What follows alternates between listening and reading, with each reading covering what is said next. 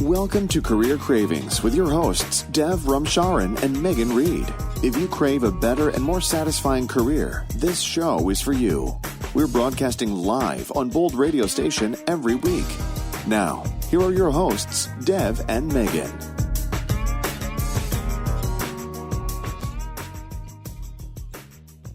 Good evening and welcome to tonight's episode of Career Cravings. I'm Dr. Laura Hambley, and we're broadcasting live from two locations tonight. My co-host, Dev Ramcharan, is in Toronto, and I'm filling in for Megan Reed from Calgary, Alberta. We're excited to have two guests from Calgary this evening. Rob Finot, Director of Heavy Maintenance for WestJet Airlines, and my 11-year-old son, Nicholas Lovett, who's passionate about a career in aviation. Nick recently wrote to 10 airline CEOs about his idea for a new airline and heard back from several of them, including Southwest, American Airlines, Air Canada, and of course, WestJet, where Rob works. It's never too early to start exploring careers, and we'll learn from Nick tonight how important it is for children to be given opportunities to nurture their career interests. So thank you both for joining us, Rob and Nick. And to get us started, we're just so grateful to have both of you. So to get us started tonight, Rob, can you spend about 5 minutes telling us about your career in aviation and some of the highlights along the way? Okay, I started my career in aircraft maintenance back in 1985. Is actually when I attended Southern Alberta Institute of Technology here in Calgary. From there, my apprenticeship took me to work for a small charter company, which through the years has actually grown to be a significantly big company now. SunWest Charters back then it was called. I worked in many different positions, elements, from being an apprentice to a licensed maintenance technician on the various aircraft types they have.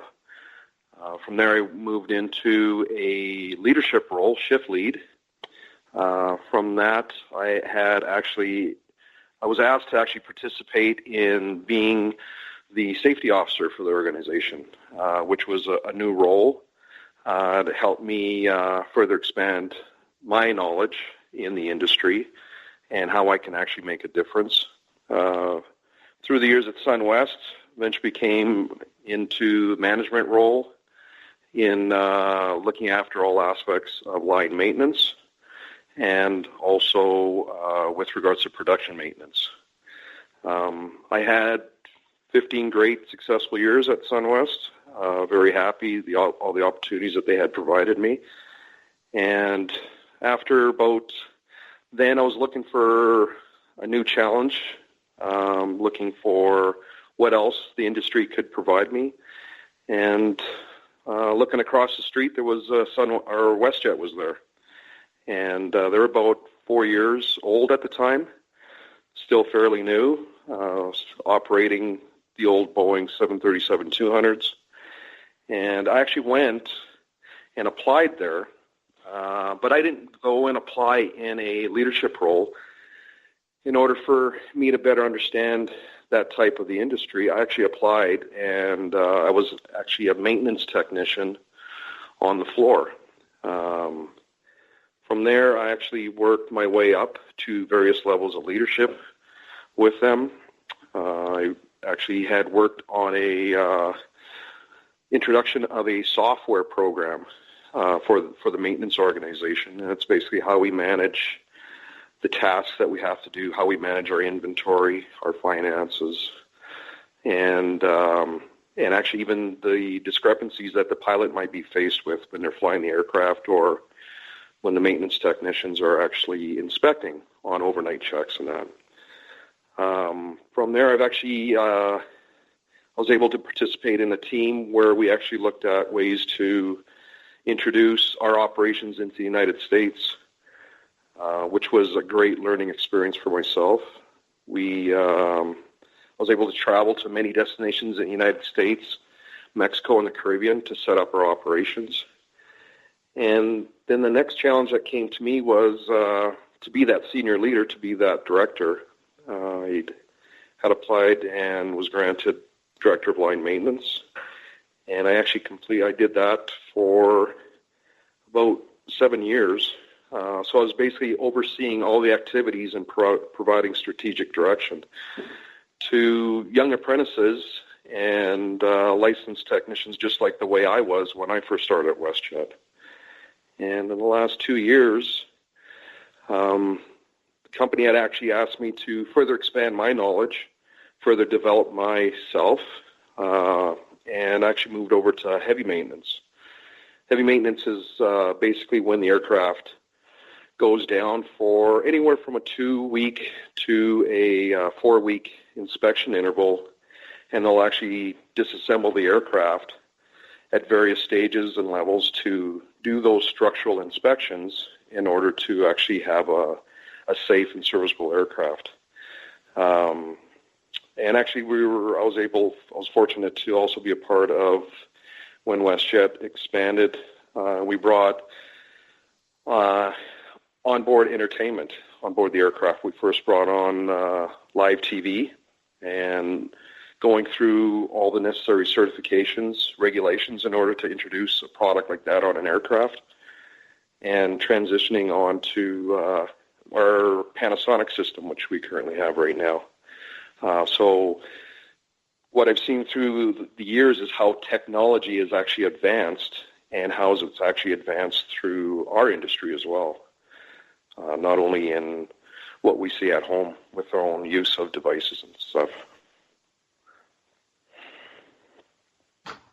Great. So that's interesting how many different roles you've been in and experienced, not only in WestJet, but in SunWest as well, and how you've taken lateral moves to really increase your skill set and expand your knowledge. And it's not been a straight upwards career path. It's been, moving sideways and upwards and continuing to increase your skills and your leadership abilities, hasn't it, Rob? Yeah, it has. And actually, it's been, the more I've been actually pushed into that uncomfort zone, so to speak, it's actually helped me grow more as an individual, as a technician especially, and then, of course, as a leader in any organization I've been with. So here's a question for you then, Rob. You really seem to be in an industry that you love. You've been there for quite a number of years, and now you're in a senior management role.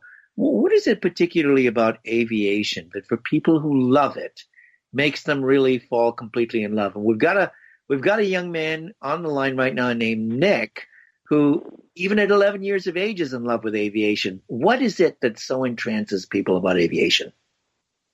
I think it's just the excitement of aircraft. How an aircraft that can weigh many tons can propel itself through the air. How you can actually connect or be connected to the rest of the world in short amounts of time. Many technicians and pilots will say it's the cool factor of the aircraft or that industry. But it's actually even the technology that we get exposed to with the aircraft, with the systems that we actually even introduce onto the aircraft. Many years ago we used to talk about aviation is an opportunity to save time, to give back time to our customers. And it's that time that it actually takes to travel from one destination to the next. It's just the excitement of taking that aircraft and what you can actually do with it and where you can take it. When I was at SunWest, it wasn't just traveling from one destination to the next. We did aerial photography, which was very exciting, with many customers.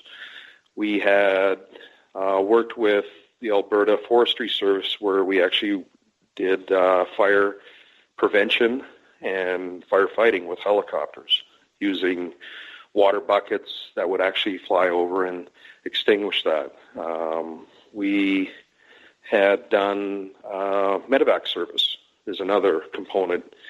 So helping lives by transporting people from one community to another where they can actually get the medical need and help that they require, desire. The other excitement with aircraft and aviation are, the air shows that many of us will actually have participated in, and seeing what people can do with aircraft and what even the military or the commercial industry, what they're doing with aircraft technology and where they're advancing it to the next level. Now we're looking at drones. We're looking at autonomous aircraft as well. So it's that continuous move in technology, I think, that makes it exciting. Beautiful. That's wonderful. Oh, look, Nick, we have you as someone who's a real fan, really interested in aviation, and already at age 11, you've written a number of letters to CEOs at the top of airlines and actually gotten some responses. But can you tell us, Nick, how did you get interested in the field of aviation? What attracts you to it? So I've always been fascinated in the thought of flight, and like Rob was saying, just the cool part of it, and looking out from above in your window and going in the cockpit, and I remember when I was young, I'm like, man, it had so many buttons in there, and I always had the same question: how does it work? How? And with this question, I always pursued my likings of drawing complex types of planes. With these two components, a strong growing passion, I kept going, and I do flight simulators like X-Plane and Infinite Flight, and I just it's just developing, and it's just always growing, and it's just my love of aviation, and I've always been fascinated in it, and it's just my thing, Wow. And Rob, we've got to encourage Nick to ask you some questions and explore some things with you. So Nick, what would be the first big question you'd like to ask Rob about his job? Okay, so Rob, what do you love most about planes? I like how they're placed together. It's very intriguing how the engineers actually will design something. You look at a fuselage. A fuselage is actually a compressed cylinder, which will expand and contract. How do they actually come up with making it strong yet light enough to fly? That's things like that actually interest me. The other things I like about planes is that, like I mentioned earlier, the technology that they've actually been introducing to aircraft. We actually, in my world, we'll actually know what's wrong with an aircraft before it even lands, because aircraft is actually transmitting signals down to the ground station. We can take that data, we can analyze it, and we can actually formulate a game plan on how we're actually going to address that situation, where we can actually help the aircraft continue to fly and be less disruptive to our guests. It's never a boring day in aviation. There's always it's so cool that these technologies are really racing past us with how they're changing and developing. It's really, really interesting. Yeah, and actually you look at being a fan of motor racing, they actually take a lot of technology that they introduce into today's aircraft, and they'll incorporate that into race cars. And that's the other part that's kind of cool, how other industries are actually benefiting from the technology that actually is brought forward to aircraft. Yeah, all connecting it together and using it to develop other things as well, which is cool. Yeah. Yeah, so this is so interesting. Yeah, what's your next question for Rob, Nick? So kind of connecting onto planes. So Rob, what's your favorite plane to work on and why? I've been fortunate where I've been able to work at a place like Sunwest years ago. We had many different kinds, and the ones that I actually liked the most were the vintage aircraft. So we had an old Boeing Stearman, actually an old biplane that we used to sell rides on, and just the simplicity of it and how they used to actually build aircraft back then.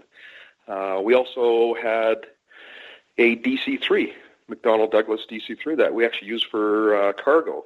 And just as large as it was, and those large radial engines, as noisy as they were a lot of fun to work on. I've been fortunate to work on Learjets too, corporate jets, and then of course the next generation, the new generation aircraft that we have. Actually, looking forward to many of the new technology that Boeing is bringing out. So, but if I was to pick one, I would say the Boeing Stearman, the biplane, was probably my most favorite to work on. Yeah, that's very cool. I like that plane too. I like big old fashioned biplanes. It's like not much like automated systems, more like when you move your yoke or your throttle, it's pulling this cord that leads to all this cool, simple type of stuff that you're talking about. Yeah, it's more of a man's machine. You know, you're actually one with the aircraft, right? Yeah, it's very cool. Yeah. Beautiful. Great. Do you want to go with another question for Rob, Nick, while you're on such a good track? Mm-hmm. Yeah, so kind of going back to when you're talking about your career a bit more, like just to clarify and kind of to add on, what type of school did you do to get into the aviation industry? Okay, like I mentioned earlier, I had applied and was successful. I got into the Southern Alberta Institute of Technology. They had an aircraft maintenance program. That was my first level of training. It's a 2-year program, and then from there you apprentice with an organization. I was fortunate to get on with a great company like SunWest. But it doesn't stop there. As you actually get introduced to bigger and more complex aircraft, you need to actually go and for more training. So I've had training where I actually had to travel to Dallas, Texas, and I actually had Cessna Citations, a corporate jet. Had training there. I also had, when we moved into more corporate jets, Learjets, had more system knowledge and training that went on. And even when I went into, moved over to WestJet, every aircraft WestJet has ever introduced was another training class that I had participated. And those training classes could take anywhere from 4 to 5 weeks in order to actually obtain all the knowledge you need. With that knowledge comes the certification for actually making those sound decisions to ensure our aircraft are safe to fly. Yeah, that's a very fast... No, sorry. No, I was just going to say it's never ending. You're constantly being taught new things. But yeah, it all first started with SATE. Yeah, it's a very fascinating path. Congratulations, Rob. That's great. You're so kind. Thank you. Thank you. What other questions do you have for me? So the last question I have for you is, what do you recommend for me as a guy who wants to start his own airline? Like, any tips? Any tips? Of course, you would need to go and work for a company so you can get a better understanding. Kind of like what I did when I was at SunWest. Even though I was overseeing the line maintenance operations there, when I moved over to WestJet, I made a decision to start at the bottom, to be a maintenance technician instead of kind of like being parachuted in. So from there, I was able to get a good understanding of the way the organization operates, and then what are the expectations, because it's a different form of regulations when you go from charter to airline. So I would say, try to move around. Once you're in that organization, move around as much as you can and get to know different pieces. Kind of like what I've done is I've taken that lateral move and overseen a different element or a different component of aircraft maintenance within my own organization. And after that, as you start moving up the ladder, trust the people that are beneath you. You'll have your subject matter experts, as they call them, and leverage off of them. They're your people that are your frontline people. They're the people in the trenches. They know, they have all the answers to help you make better choices and decisions as you actually start taking the company to new levels, new journeys. Other things that I would probably recommend is, when challenges you'll become faced with, and they will happen, take your time. Take your time to evaluate the true underlying factors, right? What's the root cause in that? And by taking that time to analyze that, to make your choice, you'll actually be much better in the long run. Making that choice or that path the first time. As you start moving up, you get really busy. Everybody wants a piece of your time and that, but, don't forget your people. Be present and available for your staff, because remember, they're helping promote your organization. So how you treat your people will be basically how they treat your customers and your guests. And probably the last thing would be, your job at the top. You're the CEO now. Your job is to be out there and to be strategic, looking around corners, identify those new challenges, journeys that you need to take your company, being innovative in the industry. But don't forget about what's happening today. That what's happening today may actually help drive the journey that you have to go through. Sometimes you have to make changes on the way the organization is today to get you there tomorrow. And, listen to your people. Your people are your biggest resource, especially for information. And they'll never steer you wrong. Yeah, thank you for that advice, Rob. I'm really jotting that down, and that's great advice. Yeah, it'll totally like building that road to my career, and thank you very much. That's all the questions I have for you, and I really appreciate you answering them so distinguished and awesome for me. Thank you very much. You're most welcome. Well, Laura and I have to say we've been fascinating watching this interaction between the two of you. And it's been wonderful. It's been wonderful in one way because of the fact that we clearly have a gifted young man who's asking questions and who's certainly understanding the kinds of answers that he's getting. And at the same time, Rob, we're fascinated by the degree of humility as well as sincere forthrightness that you've been bringing to your conversation with Nick. I'm sure that will have made a great impression on him. I want to take you into a territory that might be a little bit darker, given some of what we've been talking about today. There have been some significant disasters in aviation over the last couple of years. And I know having as much of the safety of thousands of flyers, of patrons of the airline companies in your hands, all of these have probably registered very, very heavily with you and have sort of strengthened your commitment to doing the kind of work that you do. Can you tell us a little bit about some of that and the impact those things have had on you and your colleagues? Yeah, actually, I was involved in a terrible accident that happened many, many years ago. It was not a commercial flight. It was a private flight. And just going through those elements, I was actually manager of maintenance back then for the organization.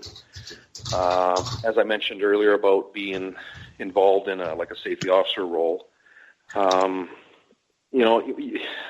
was tasked to actually create a emergency response manual. And you never want to get to the point that you have to use that manual, but it came so helpful.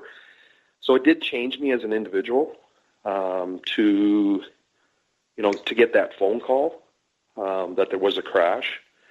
to get to know that there were no survivors, and then to work with the friends and the family on getting them to understand that what took place. Because it was a private flight, the TSB actually did invite me to participate in the site investigation. So I was able to report back to the family. I couldn't give them the details, but what was taking place, and then actually help them understand what may have caused the crash to occur. That was probably my first introduction to the dark side, like you said, in aviation. But what it did then is help me inspire to, what I can do to actually help make it more safe for my operation, my company. How I can actually teach young people about, taking the time to do the job right. Don't rush through it. Those checklists are there for a reason. You need to follow the details, and it's very important. From there, I was able to, okay, what else? What's the next element that I can help introduce to the organization? And instead of waiting for the industry, the regulatory industry, to actually help drive more safety into it, a group of us actually had developed our own fatigue risk management program for our operation. We didn't like as slow as it was going, so we decided, this is how we can actually influence perhaps the industry, is by creating our own standards, and of course sharing it with Transport Canada, the regulatory bodies, on, this is what we're doing. This is what we believe is safe for our people and for our guests, and especially for our organization. Rob, if I could just pause you there for a second. I want to point out to our listeners who are all around the world just how very remarkable what you just said actually is. For any industry, any organization, any private sector companies that have got to labor under regulatory compliance and legal requirements of government, federal, international, as well as provincial, people tend to do what they can to comply with the standard. What they very rarely ever do is actually advance and improve the standard by putting even more stringency into it. I have never or barely ever heard that. And so to hear it from you indicates a terrific commitment to the people who are the clients of your airline, as well as something that indicates a terrific amount of humanitarian concern and commitment, integrity, and a high degree of ethical accountability to the people that you work with and work around. So I want to just compliment you for that and acknowledge that, because it certainly isn't something common that I've actually seen. Yeah, it's we'll get together and we'll actually talk about things. What doesn't make sense in the industry and how we can actually try to, like I said, influence in what we've done. Some of the other pieces that have actually helped me become a better person, better leader, is how I've actually looked at individuals in the organization. And I had one person, he came from a different country. The schooling or the technical training that they received wasn't at a similar standard to what we normally see in Canada and the United States. Worked with this individual for a while to try to further expand his knowledge and what those standards are in North America. And I actually had to make a tough decision because he was an immigrant. I actually just moved to Canada with his family. And I had to basically tell him that his employment was terminated, but he needed to, his job did not end there in the industry. he needed to actually go and get educated somewhere in North America, wherever he chose, whatever made sense to his family. And it was a tough choice to make. I know it was the right choice. And 2 years later, he actually came to visit me, said he took my advice. He did go to a technical training college close by. He had graduated. And he says, if you didn't push me to what I needed to do, I don't know where I would have been.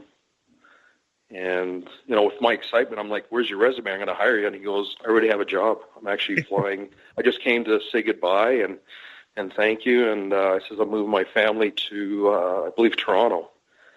And he got on with an airline out there. So just as those unpleasant experiences do occur, there are those rewards that do come along the way. And, that reward to me was to listen how successful that choice was for him, and how it was able to actually further advance his career in North America. So. And I'd like to say something too, like when you look at the aviation industry from like a larger standpoint, it really is unfortunate that there is that dark side. But I mean, with most of the industries out there and most of the companies, you're gonna have a nick in the corner, but you can always paint over that, and you can always look forward. And I mean, when you look at it from a larger standpoint, like I was saying, I mean, the aviation industry really is great, and within any industry, you're going to have problems, but I mean, your story is great, how you have pursued past these things, and I think that it's really fascinating. Yeah. Thanks, Nick. And I think it really shows the leadership abilities that Rob has, Nick. And I think you wanting to be a CEO means that you'll have to develop a lot of leadership capabilities. And I'd like to ask Rob first, if he were to sum up the key attributes of a successful leader in the aviation industry, what words come to mind? Some of the things that I'd look at is being analytical, being able to take the information that's presented to you and, to actually further break that down to get a clearer picture of what that is. Definitely being attentive listener. Sometimes people think that because you're at a higher level, you're always there to have something to say, to share. But I think it's more important to listen to the people when they actually come forward.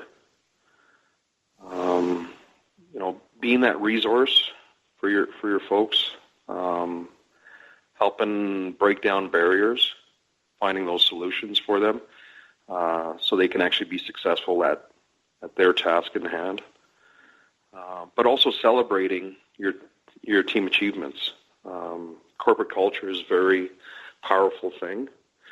Can help make any organization succeed through any task, any project, and especially succeed past those challenges that will happen along the way.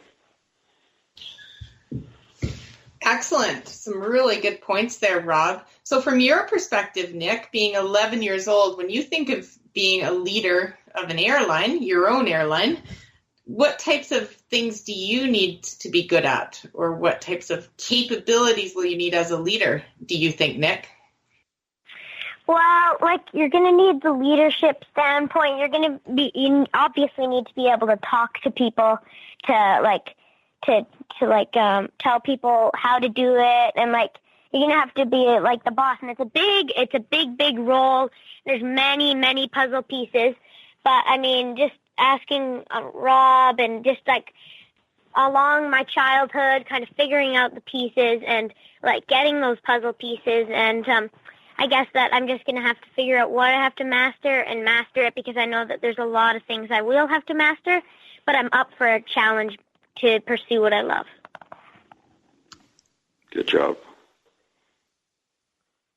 So turning it back to Rob, in terms of career development, what age were you when you first realized you wanted to go into the aviation industry? Well, actually, it was like, many kids. It was in high school years when, you're asked by your teachers, you're asked by your parents about thinking about what you want to do. I've always had this passion of being mechanical, fixing things. And because of that interest, I also had an interest in aircraft. As a kid, we used to spend many Sunday afternoons, evenings, actually parked alongside of McKnight Boulevard watching aircraft come over our heads and land. That was almost like a family outing when you could do something like that and just park along the side of a road. And so from that, actually, I started researching, well, because of my mechanical interests and interests with aircraft, I went and started searching, who actually provides that level of training. And that's where I came across where Southern Alberta Institute of Technology had provided that. So that's where I actually made it at a relatively young age, made that choice.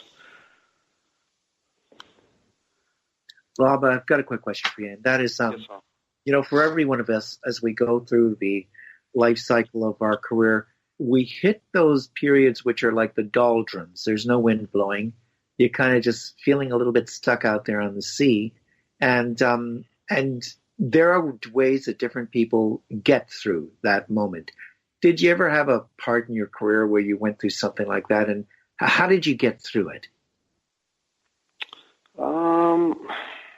Probably when,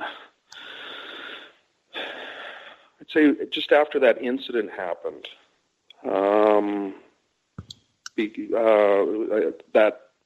That crash, that was just a private aircraft, got me thinking about, how,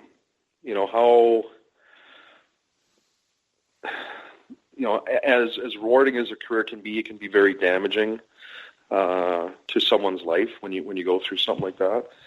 And I think it was just leveraging off of each other and fellow coworkers, talking our way through it, not being shy to actually share your feelings or emotions, what that did to you. And that's probably anything that we go through in life is sharing those thoughts. It definitely does not help to bottle them up. The more that you can actually share, it's definitely not a weakness or a sense of being vulnerable. It's good to leverage off your friends, your work colleagues, to get you through those challenging times. I'd say that'd probably be the best way to sum that. So really getting the support of your team and your community and knowing that you're never alone no matter what curveballs are thrown your way, Rob, right? Absolutely, yeah. Leverage off of what's around you to get you through that. Excellent. So, Nick, from your perspective, when you hear Rob talking, what do you think are some of the things that you've learned from Rob that might help you on your way to becoming an aviation expert? Well, I mean, just never give up. Like, it's crazy how you've pursued past these problems and jumped over the hurdles. It's really, like, inspiring. So that's one thing that I'll have to remember. And I mean, I'm on a radio show right now. I mean, that's one like very good point towards my career, and having tours and writing letters to people like the CEOs of different airlines. And I mean, just things I've learned from Rob are really, really helping my understanding from like a personal standpoint for somebody that works for an airline. And I mean, things like this, I've been jotting down some notes, and like, I'm just really learning a lot of stuff. And I mean, I'm going to soak in every bit of information that I can, and I'm going to really use every drop of it. So like pretty much everything that Mark said has gone into like a notepad, or like I'm going to remember it, and like I'm going to put it into the into the puzzle and into the book, and I'm just gonna really use it to keep pushing my like down the road to my aviation career. Look, I've got one question to ask you, young man. You are very perceptive, very articulate, very intelligent young man. And the question is this. Given what you seem to be able to know and understand about the world around you, and knowing yourself even at 11 years of age, what are some of the things that you see are challenges in who you are as a person that you think you're going to have to overcome in order to become a successful executive and CEO down the line? Well, I mean, when you're CEO, you're going to have many people working for you and many pieces of it. So sometimes there's going to be that one grouchy, bad person, and I'm just going to have to figure out what the situation is, and I have to assess it. And I'm like things I'm learning about group work at school, I'm just going to have to use that information. And I mean, when like one of those things is if there's like a bad person, I'm going to have to jump that obstacle, because the aviation career and being a CEO is no doubt, without a doubt, like you're going to have to work with people, obviously. And I've always thought like if you want to start up an airline, you're going to need investment bankers to invest in you, because a plane is not a cheap piece of technology, and then having to start up a whole hub and everything like that, I mean, that's going to be a challenge. But talking to people like Rob and people that work for aviation industries in different parts of the puzzle, I'm getting that knowledge and settling it, and I'm only 11 years old, so I mean, that's really great that I have those connections. Absolutely. Looks like there may be a couple of things that you've already got well under control. Over to you, Laura. So yes, my question is, Rob, what more do you think would have been helpful to you growing up in terms of preparing you to choose your career path? Actually, I see the internet being such a valuable tool to our young people. When I was growing up, I didn't have something like that. We were always, the only tools that we had were Encyclopedia Britannica that was at the local library. That's how we got our information. And now it's at our fingertips. I use the internet in my day-to-day business in trying to get information, trying to identify solutions to problems. It's a very valuable tool these days. I think it would have been a great tool to have when I was, someone like Nick, when I was in high school. Like I said, it's such a valuable tool, but it's also a tool you need to be careful with in how you use it. And then even what the information you extract out of there. So can't believe the first thing you always read, so you definitely need to do your homework, and you might be a lot of information you need to read before you actually get the true story or information that you're looking for. So, but that's probably one tool I wish I had when I was a kid, for sure. And Nick, can you imagine not having the internet? No, I mean, yeah, well, like just being like if you're at school, like just having to read off of a book, like an encyclopedia book, it already seems hard enough, right? Like just being able to go to the search bar on a computer, phone, any electronic device that has that, and just being able to type it, and like really, it's much quicker, it's much needed. I mean, I can't imagine it without it. And like Rob was saying, I mean, there is some things that are definitely not true on there, some very bad stuff. So you'll just have to double up, but I mean, it's better than having to find two different huge books. And I mean, it's just much more efficient these days, and having it at your fingertips is better than, I mean, just having it in a book. I mean, it's better, and it definitely has made a change on the way I would look at it. Like, I don't even know if I'd be like interested in some of the things I am without the internet and without knowing so much knowledge about planes through that, and just looking at all of the internet and stuff like that. So it's been a big help in finding my passion for aviation. Wonderful, Nick. Do you have any final advice for Nick, Rob, or vice versa? I mean, Nick, do you have any final question for Rob? Maybe I'll start with Rob. Any final advice for Nick? One thing, geez, we could spend an afternoon. Advice would be to, never stop asking questions. Never stop reaching out to learn more. What you've done is fascinating when you've reached out to organizations to help share your passion and how those organizations can help you become more educated, more prepared. So you're already doing a great job. Keep doing what you're doing. You're on the right path. Yeah, thank you, Rob. You've been very inspiring to me this past hour and this afternoon. I mean, I really appreciate it. And Nick, do you have a final question for Rob? Rob, did you choose WestJet just because it was the right thing to do, or was there a particular reason you chose to go work with WestJet during your career path? I had some friends that actually had joined WestJet, and they were telling me what a great company it was. And although I was already at a great company, I was just looking for something new. So, it was basically that next challenge. How can I actually further develop myself? How I can get a better understanding in other elements in aviation, going from charter aircraft to airline. So it was that development opportunity and especially the culture that I gravitated towards. That's what inspired me to go there. Yeah, that's great. And I mean, what better airline to go to than WestJet? WestJet, deserves a big round of applause. I mean, WestJet's a great airline. I totally recommend it.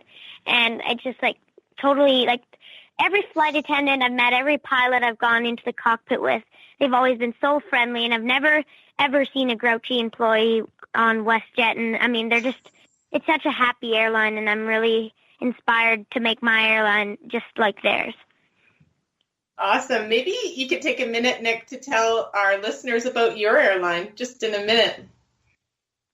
Yeah, so I always have wanted to, I've always been fascinated with different types of classes on the airplanes, and I wanted to, separate my airline from the other airline that would make your passengers go, oh, I want to go on that airline again, because it was a great experience. So, first of all, I wanted it to be much different in a good way, like I just said. So the name, I came up with a name, and it was called Rare Air, because, I mean, it's rare to find something that I have in my ideas flowing. So, I mean, I wrote a big letter, and I can't really read it word for word, but I inserted some key elements that I wanted to do for my airline.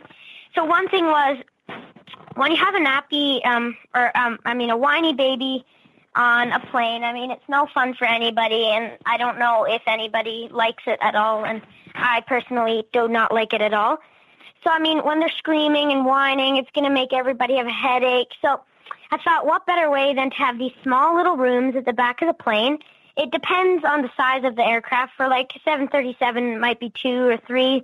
And with a small additional cost, barely anything, your parent, or you can hire a flight attendant to bring your baby back to the the soundproof rooms, where by the time my airline takes off, it'll be very futuristic. So I'm imagining this glass crib that is obviously cleaned and re-bedlittened after each flight. And I mean, just bringing the baby to the back and having it soundproof and making the passengers just much more relaxed, and it will be a better work day for the flight attendants.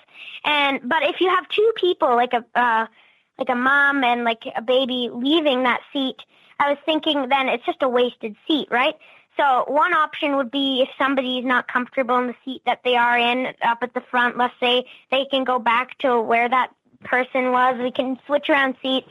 And if somebody goes to the napping pod at the back, there's always going to be an empty seat. So when the seat isn't being used, the chairs, I'm thinking of futuristically having them able to fold down, some of them, and expanding the other passenger seats up a bit more. And I was thinking of like a curved cabin rather than just like a straight one. Like obviously the fuselage is straight, but like inside, like the cabin would have some like very like changing lights and stuff. I mean, we do have nice lights in a lot of planes these days, but changing lights and like some plant life maybe, and just making it like comfortable, you know, not getting onto this like this 8-hour plane that was just used and like all gross and nasty, like just like a humid cabin. And like my favorite plane is the 787 Dreamliner, and just like how it changes its cabin pressure and like having the passengers have a much more better experience. Like my motto is like family friendly flights. And I mean, just separating it from the other airlines to say that, oh, of course the other airlines are very good too, but I mean, if you want to change, come to Rare Air. And yeah, I'm just like, I always go to the drawing board and draw new, like first class and coach ideas, like bigger screens, and just all these changing ideas to go into my airline that a lot of people seem to like that I've talked to. Sounds like you got a great plan, Nick. And the whole idea is, what can you offer that somebody else hasn't yet?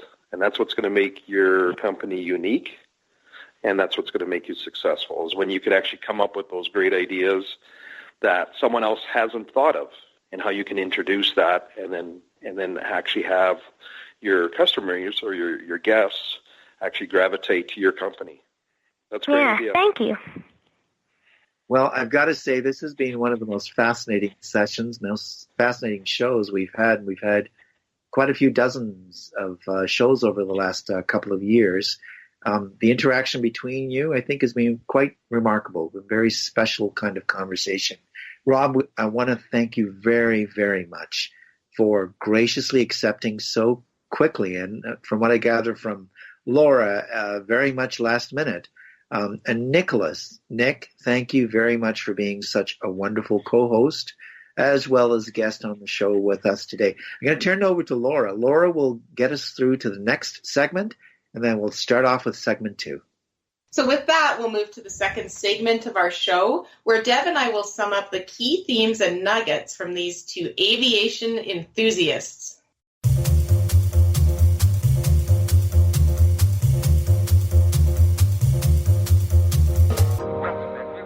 Well, that was remarkable. Laura, I was thinking to myself as I listened to Rob, and how he spoke with Nick, and was really, it was moving, listening to how seriously he took the conversation. There was no patronizing tone of voice.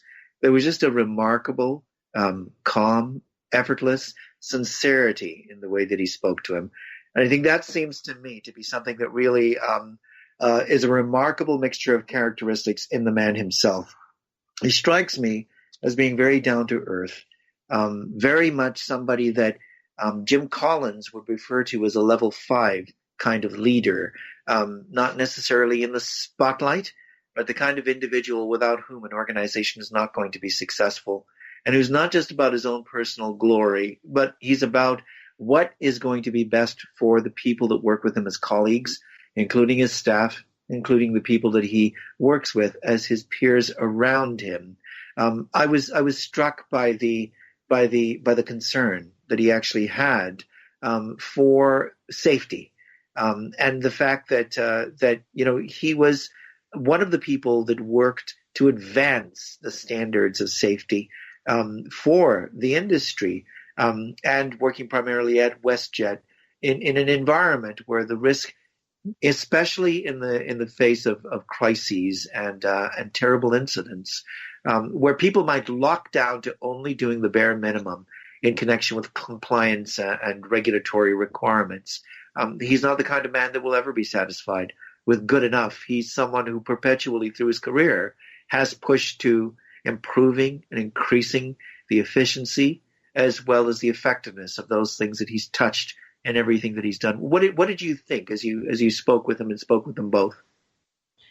Well, I really liked Rob's explanation of his career in terms of how he worked his way up by embracing different opportunities that came up. And sometimes it wouldn't mean a move higher up necessarily. Sometimes it would be what we call a lateral or cross-functional career move, where he would go to a different area to expand his skill set, and then he would move up once he mastered that area.